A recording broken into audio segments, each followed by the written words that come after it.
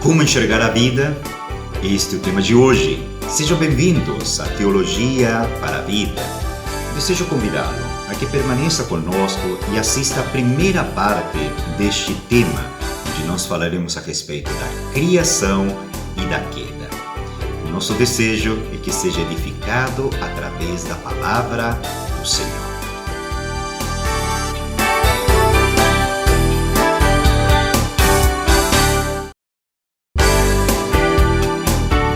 Não há nada mais importante neste mundo do que enxergar a vida desde o ponto de vista de Deus.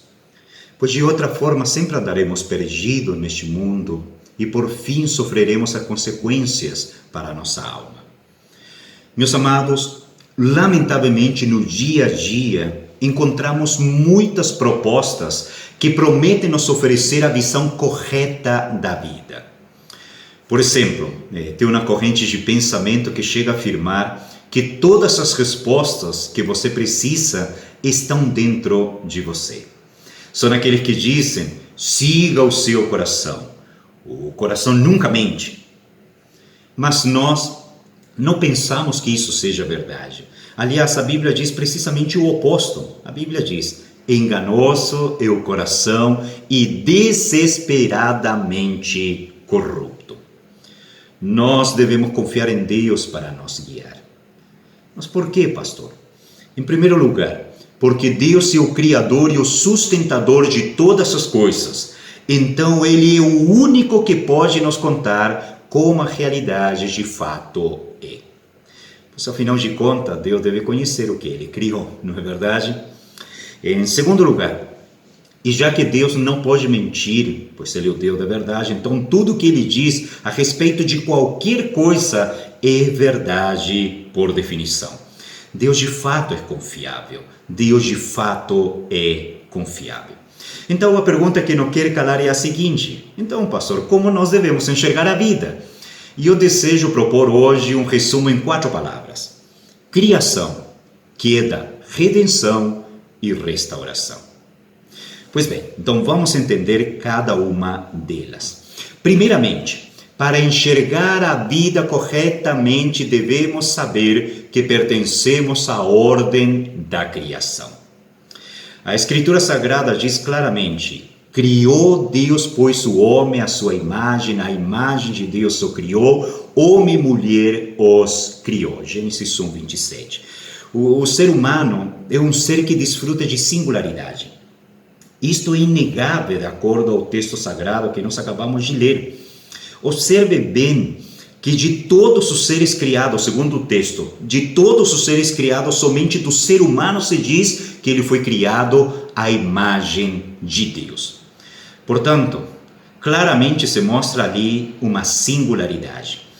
Em segundo lugar, o ser humano desfruta de valor e dignidade que se derivam de Deus. A Bíblia mostra claramente em todas as suas páginas que o valor e a dignidade do ser humano repousam no fato dele ser a imagem de seu Criador. É pelo fato do ser humano ser a imagem de Deus que ele foi capacitado para alcançar a verdade, para obter conhecimento, para pensar, para sentir, para exercitar a sua vontade. O ser humano foi capacitado por Deus para adorá-lo, para viver em santidade, para viver em verdade. Mas a humanidade não se encontra mais no estado em que Adão e Eva foram criados. Pois a Bíblia fala da queda. Mas o que significa o termo queda? Por queda, entenda-se o primeiro ato de desobediência de Adão e suas consequências. Ou seja, a primeira transgressão de Adão e suas consequências. A Bíblia nos informa claramente das consequências do pecado de Adão na carta aos Romanos, capítulo 5 e no versículo 12, quanto diz: portanto, assim como por um só homem entrou o pecado no mundo, e pelo pecado a morte, assim também a morte passou a todos os homens, porque todos pecaram.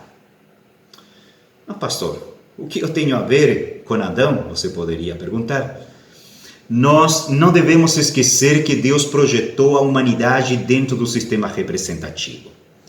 Portanto, Adão foi criado por Deus para ser o representante da humanidade. Agora, isto para nós é muito tranquilo de entender, pois nós vivemos num sistema de governo representativo em nosso país. Ou seja, os representantes de nossa cidade, eles tomam decisões e tais decisões vêm afetar, seja positiva ou negativamente, a todos os representados. Isso é inegável. Muito bem. Adão, portanto, nesse sentido, como representante, como pai da raça humana, ele representava todos e cada um dos seres humanos que viriam a existir. Sendo assim, tudo que ele fizesse de certo traria repercussões para a humanidade, e tudo que ele fizesse de errado traria da mesma forma ruína para toda a humanidade. E foi precisamente o que aconteceu.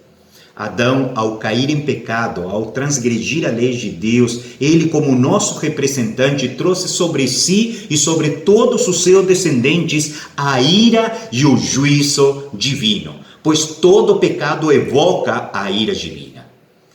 Ao cair em pecado e como nosso representante, Adão não somente ele ficou sob condenação, mas também colocou a toda a humanidade debaixo de condenação. Este é o motivo pelo qual, a partir do primeiro pecado de Adão, todo ser humano que nasce depois dele, ele já nasce diante de Deus na condição de injusto, ou seja, devedor diante da justiça divina. Diante de Deus, nenhum ser humano nasce justo. Todos já nascem como devedores à justiça e santidade de Deus. Mas também todo ser humano já nasce cativo ao pecado. Toda alma inclinada ao mal. Seus pensamentos, seus sentimentos, sua vontade, todos corrompidos pelo pecado. Não há quem faça o bem, diz a Bíblia, nenhum sequer. Então a pergunta é, como o homem pode sair dessa condição? Como o ser humano pode ser declarado justo diante de Deus? Como é possível ser santo novamente? Qual é a solução? Onde encontrar esperança? Porque a não ser que você seja justo e santo diante do Senhor, jamais poderá entrar no reino de Deus. Mas por isso é que nós vamos falar a respeito da solução, que é a redenção. Mas não deixaremos esse tema para a próxima aula. Deus te abençoe esta semana.